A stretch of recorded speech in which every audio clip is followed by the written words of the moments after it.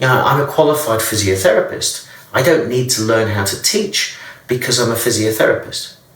And this is that problem of copy and paste education, of doing the same thing where we think that the patient will learn all the information from our knowledge. This is not facilitation. This really doesn't work this way. So in the long term, remember, spoon feeding does not change things.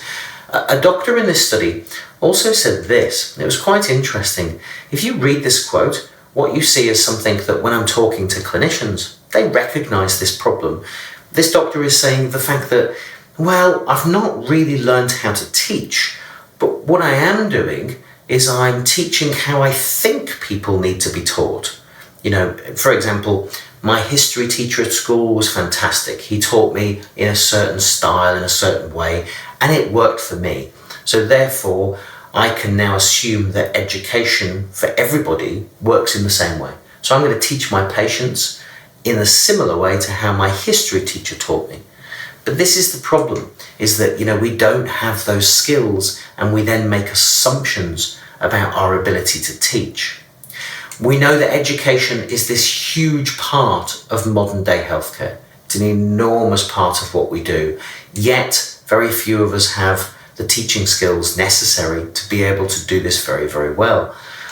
Bolton argues that if you look at this within research terms, if you look at randomized controlled trials, RCTs will often compare manual therapy and education.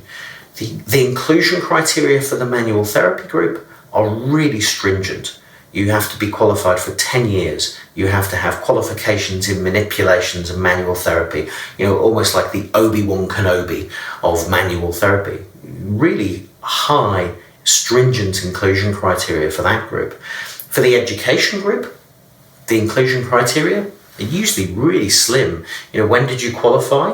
Yesterday. Great. You're in the education group. Education is seen as something that anybody can do. Do you have ears? Do you have a mouth? Great, you can educate patients. That's a big problem. David Butler says that education in healthcare is bastardized, it's belittled. We say, anyone can teach. And this comes back again to what Briggs, Carr and Whittaker found. Less than 1% of all those program hours that people learn about in universities, physios, doctors, nurses, is spent on pain education. Most of it is spent on anatomy and biomechanics.